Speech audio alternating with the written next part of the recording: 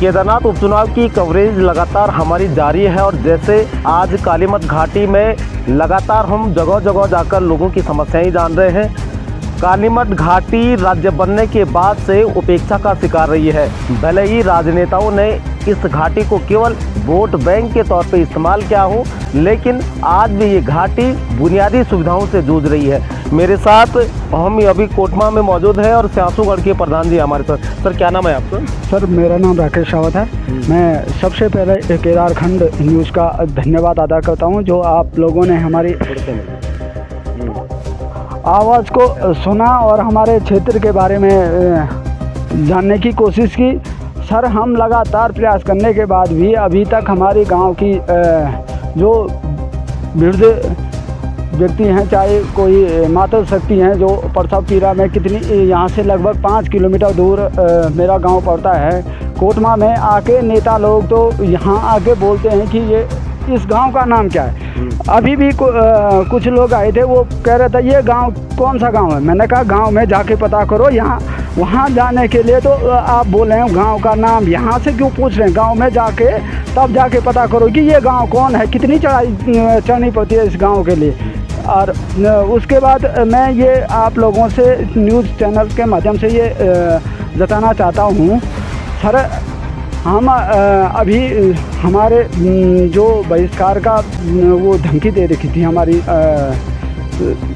शासन को, सरकार को, तो मैं डीएम साहब का बहुत बहुत धन्यवाद देता हूं, जिन्होंने कि हमारा पूर्ण प्रयास करने के बाद अब हमारी फाइल शासन तक पहुंचा चुकी हैं।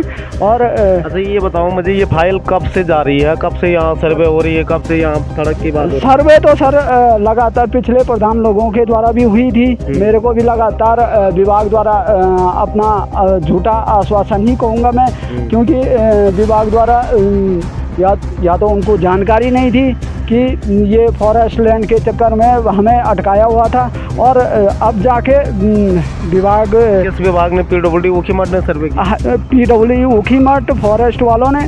और अब जाके जब डीएम साहब ने उन पे अपना डंडा गाड़ा, उसके बाद हमारी फाइल वहाँ से आगे बढ़ी, और अब जाके हमारी वो शासन ने पैसा भी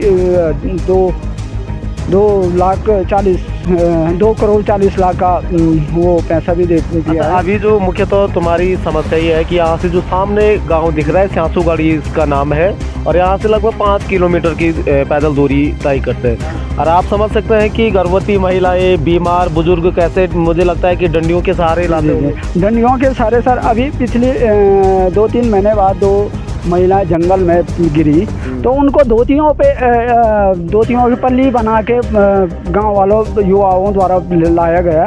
सर अगर युवा बाहर बेरोजगार गांव में ना हो के बाहर जा रखा है, तो उनको यहाँ लाने के लिए कौन व्यवस्था, किस चीज़ की व्यवस्था करें हम? अच्छा पलायन कितना है गांव में, सड़क के कारण लोग छोड़ रहे होंगे? तो गांव को भी सर बहुत सारों ने अपने बच्चे शिक्षा के कारण सब बाहर चले गए, बाहर बस गए हैं, और धीरे धीरे गांव भी पलायन के वो चल रहा है। तो सबसे पहले तो गांव में शिक्षा भी होनी चाहिए, उसके बाद स्वास्थ्य, शिक्षा और सड़क। कहाँ जाते हैं? हर यहाँ से 5 किलोमीटर तो यहाँ हमको पैदल आना पड़ता है। उसके बाद गाड़ी की व्यवस्था करा के इधर उधर से, उसके बाद प्राथमिक स्वास्थ्य केंद्र यहाँ से गुप्तकाशी में, तो यहाँ से लगभग 30 किलोमीटर 15 किलोमीटर मान के चलो गुप्तकाशी। 20 किलोमीटर दूर जाना पड़ता है बुनियादी सुविधाओं के लिए। कुछ लोग और भी है, थोड़ा सा इधर आ जाइए आप। क्या नाम है आपका? मेरा नाम है सत्येंद्र भट्ट।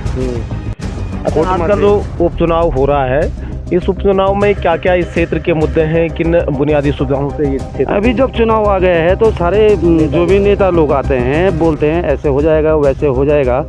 जैसे आप ही इधर से आए हैं तो आपने कई जगह रोड की समस्या देखी होगी। यहाँ पे टीचर, जैसे इंटर कॉलेज जीआईसी कोटमा है, यहाँ पे कम से कम 15 साल से प्रिंसिपल साहब नहीं है, टीचर नहीं है। हॉस्पिटल पे खर्चा कर रखा है यहीं कोटमा में, वहाँ पे डॉक्टर नहीं है, स्वीपर नहीं है। बहुत बड़ी बड़ी समस्याएं हैं इस घाटी की। अब जब चुनाव आता है तो इस घाटी में नेता लोग आते हैं, सारे नेता, और उसके बाद भूल जाते हैं, जीतने के बाद पलट के जाते। अब यहाँ ज़्यादा बीजेपी कांग्रेस हो गया, इस चक्कर में हमारे क्षेत्र को इन्होंने पीछे डाला था। ये बताइए मुझे कि जैसे आप कह रहे हैं कि अस्पताल नहीं है, जहाँ है भी तो वहाँ डॉक्टर नहीं है, जहाँ स्कूलें हैं तो मास्टर नहीं है, तो ना तो स्वास्थ्य दे पा रही है, ना शिक्षा दे पा रही है, ना सड़क दे पा रही है, तो इन निकम्मी सरकारों को कैसे इस बार जवाब देंगे? अब देखो, अब सत्ता परिवर्तन करना भी बहुत ज़रूरी है। अब देखो, हमारी कोशिश तो यही रहेगी। बहुत हमने बीजेपी कांग्रेस कर दिया, पहले तीसरा विकल्प की तरफ जा रहे हैं। अब तीसरा विकल्प देखते हैं इस बार थोड़ा। चलो, कुछ लोग और भी हैं, थोड़ा सा आ जाइए इधर से, थोड़ा कैमरे। क्या नाम है आपका? मेरा प्रमोद रावत। अच्छा रावत जी, जैसे अभी आप लोगों ने बताया, आपका घर कहाँ है? मैं शासूगढ़ में। अच्छा। हाँ, भैया चुनाव का टाइम आ गया, नेता लोग सब दिख रहे हैं, बाकी टाइम पे कोई दिखता नहीं है। बस हमारा तो इस बार परिवर्तन लाना जरूरी है। शासूगढ़ रोड का मुद्दा है, बाकी स्वास्थ्य सुविधा मुद्दा तो और भी हैं, सभी मुद्दे हैं। रोड का जो मुख्य मुद्दा है, जो अभी चल रहा है, काम प्रगति पे है। प्रधान जी का धन्यवाद है। रोजगार के क्या? रोजगार तो सब बाहर ही करते हैं रोजगार, बाकी और रोजगार इधर कोई इधर साधन कुछ है नहीं। तो केदारनाथ की यात्रा है या कालीमठ क्षेत्र में? कालीमठ क्षेत्र में जो कुछ नहीं है, बाकी केदारनाथ जाते हैं, बाकी केदारनाथ है, और कुछ जो होंगे थोड़ा बहुत वो बाहर रहते हैं। अच्छा, तो यात्रा से भी नहीं हो पा रहा है? यात्रा तो यात्रा का हाल तो आप देख ही रहे हैं। क्या हुआ हाल में? वही कभी बंद रोड, यात्रा बंद हो रही है, कभी कुछ हो रहा है। तो थोड़ी शुरू हुई तो बरसात चालू हो गई, जो थोड़ा बहुत कमाई हुआ तो वो उधर ही पूरा हो गया। फिर आपदाएं आ गई। क्या नाम है आपका? जी नमस्कार, ओम प्रकाश भट्ट, कोटवा से। अच्छा भट्ट जी, इस बार क्या सोच रखा है, क्योंकि उपचुनाव आ रहे हैं, हालांकि 2 साल बाद फिर चुनाव होने हैं, लेकिन इस बार क्या मन बना रखा है आपने?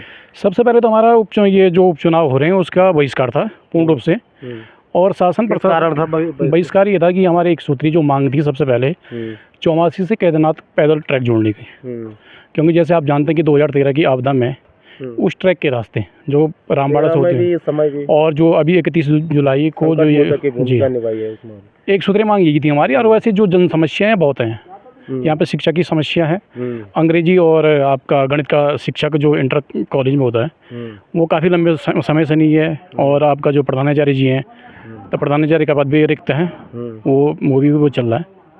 और हॉस्पिटल है यहाँ पे, एक आयुर्वेदिक हॉस्पिटल है जो काफ़ी लंबे समय से, लेकिन वहाँ पे डॉक्टर नहीं है, और वो भी फार्मासिस्ट के भरोसे चल रहा है। एक हाँ, डॉक्टर सुनना है कि आ गया है, लेकिन लोग कम जाते हैं आयुर्वेदिक पर, लोग विश्वास ज़रा कम करते हैं, जैसे आप जानते हैं। दूसरी समस्या ये शासूगढ़ की है, वो तो आपको प्रधान जी ने बता दिया समस्या। और आपने गुप्तकाशी से आए होंगे तो मोटर मार्ग की स्थिति आपने देखी होगी, बरसात को हुए कम से कम 2 महीने पूरे हो गए हैं, अभी तक मार्ग ऐसे ही है। अभी आगे जाएंगे, अगर आप जाल तक जाएंगे, वहाँ पर भी एक पैच ऐसा है कि वहाँ पे भी गाड़ी पलटने का डर बना रहता है हमेशा ना। सड़कों की कंडीशन आपने देख दी, समस्याएं काफ़ी हैं। इस बार जो ये समस्याएं हैं इतने सालों में हल नहीं हो रही, तो क्या सोच रखा है? अभी तो ऐसे हुआ कि कांग्रेस और बीजेपी दोनों ही राष्ट्रीय पार्टी हैं, और दोनों ही राष्ट्रीय पार्टियों ने किसी एक पार्टी को हम दोष नहीं दे सकते हैं कि भाई कांग्रेस है या बीजेपी है। लेकिन सबसे बड़ी समस्या यहाँ पे ये है कि अभी तीसरा जो विकल्प है वो कभी भी मजबूती से नहीं हुआ है। शुरुआत में जैसे यूकेडी ने काम किया था, जिसके दम पे सरकार में राज्य गठन में यूकेडी की एक भूमिका थी, लेकिन वो उस प्रकार से अपना गठन नहीं कर पाए, तो लोगों के पास लास्ट में विकल्प वही बचता है कि भाई कांग्रेस और बीजेपी।